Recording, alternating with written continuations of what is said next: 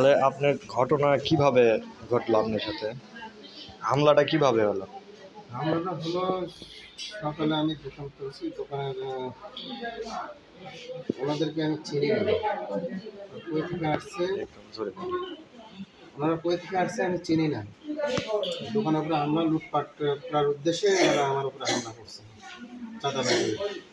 মানে চাঁদাবাজির উদ্দেশ্যে আসে, লুটপাটের হ্যাঁ, উদ্দেশ্যে আপনার আমার উপর উপরে হামলা চালায়। যখন ওখানে এলাকার লোকজন যখন একটা জড়ো হওয়ার হয়, তখন আমার উপরে আক্রমণ করে ওরা ওখান থেকে ছটকে পড়ে গেছে, মানে এলাকার লোক আসার কারণে ওরা সুবিধা করতে পারে না, সুবিধা করতে পারে না, চলে গেছে।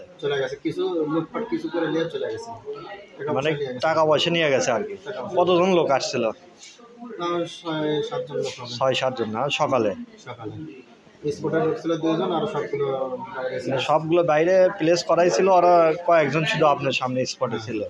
আপনার কত কি হয়েছে আমি ওখানে গিয়েছিলাম, মানে দোকান থেকে কি পরিমাণ লেগে গেছে সেটা আমি এখনো সঠিক জানেন না। আপনার আপনার মানে আপনার উপর যে হামলা চালালো, আপনার কি পরিমাণ কি ক্ষতি হলো আপনার শরীরে? আমি দোকান থেকে তখনই বাইরে হয়ে আমার মেডিকেলে আসা লাগছে।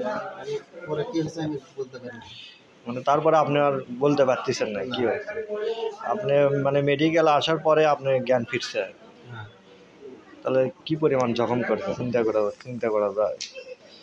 আপনার চোখেও তো আমরা দেখতেছি, চোখ আরো খুলে আসছে, চোখ খুলে সব চোখেও আঘাত করছে না? হ্যাঁ, বুঝতে পারছি। ওরা কি কোনো অস্ত্র বা কোনো কিছু নিয়ে আসছিল? সম্ভবত ছিল, লাঠি ছোটা যারা সাইডে ছিল তাদের কাছে লাঠি ছোটা এসে সব মোতায়েন ছিল। বুঝতে পারছি। বেশি অস্ত্র ছিল। মানে এই ঘটনা কি পূর্ব জেরে না হঠাৎ করে, কোনো কারণ ছাড়া? এটা হঠাৎ করেই দেখতেছি। হঠাৎ করেই না, মানে পূর্ব পরিকল্পিতভাবে ওরা আসছিল আর কি। এখানে আগে থেকে কোনো আপনার সাথে কোনো শত্রুতা ছিল না? না, ওদের সাথে আমার চেনেনি না? বুঝতে পারছি।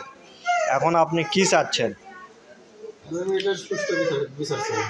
সুষ্ঠু বিচার চাচ্ছেন? আমি সুষ্ঠু বিচার চাই, যাতে আমি ন্যায্য যে বিচারটা আমি সেই বিচার করি। বুঝতে পারছি। তাহলে এই হলো আপনার দাবি। আচ্ছা, এখানে আমরা আরেকটি ভাইকে দেখতে পাচ্ছি, তিনি মনে হয় প্রত্যক্ষদর্শী। আপনি কি ঘটনাস্থলে ছিলেন?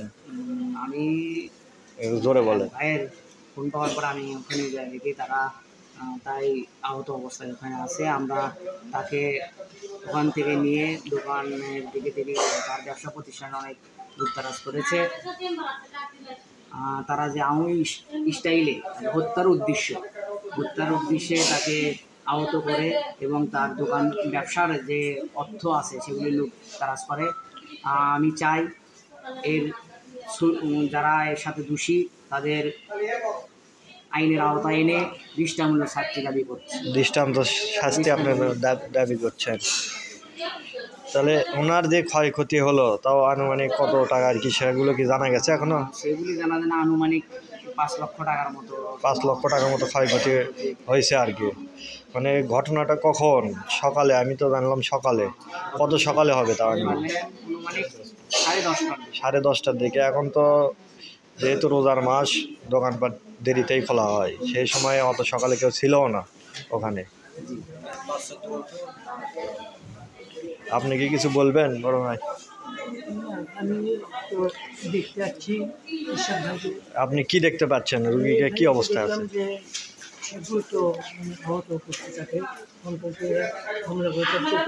গুরুতর আহত অবস্থায় আছে।